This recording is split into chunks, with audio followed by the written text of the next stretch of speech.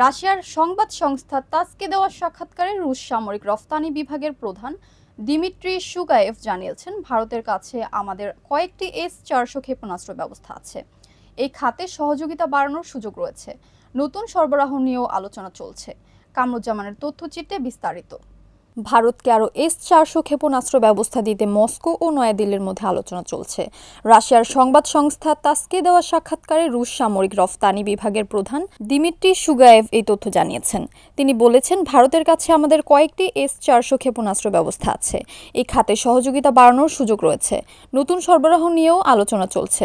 এর আগে 2018 সালে রাশিয়ার সঙ্গে $550 কোটি একটি সামরিক সরঞ্জাম ক্রয়ের চুক্তি করে ভারত। এই চুক্তি অনুযায়ী ভারতকে ভূমি থেকে আকাশে নিক্ষেপযোগ্য 5টি দূরপাল্লার S-400 ক্ষেপণ ব্যবস্থা সরবরাহের কথা। ভারতকে এরই মধ্যে 3টি S-400 ক্ষেপণ ব্যবস্থা সরবরাহ করেছে রাশিয়া।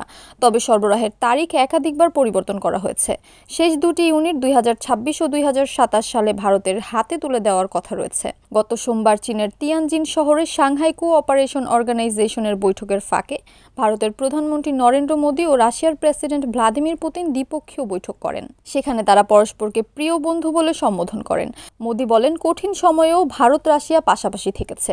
রাশিয়ার পররাষ্ট্রমন্ত্রী সের্গেই ল্যাভরভ বুধবার বলেন, যুক্তরাষ্ট্রের চাপ সত্ত্বেও রাশিয়া থেকে জ্বালানি ও অস্ত্র কেনা বন্ধ করেনি ভারত। নয়াদিল্লির এই অবস্থানকে মস্কো গুরুত্ব দেয়। স্টকহোম ইন্টারন্যাশনাল পিস রিসার্চ ইউনিটের তথ্যমতে 2020 থেকে 2024 সাল পর্যন্ত ভারতের অস্ত্র আমদানির 36% এসেছে রাশিয়া থেকে। ফ্রান্স যোগান দিয়েছে 33%, ইসরায়েল থেকে এসেছে 13%। Kamruzzaman Kamrul, NAN TV news desk.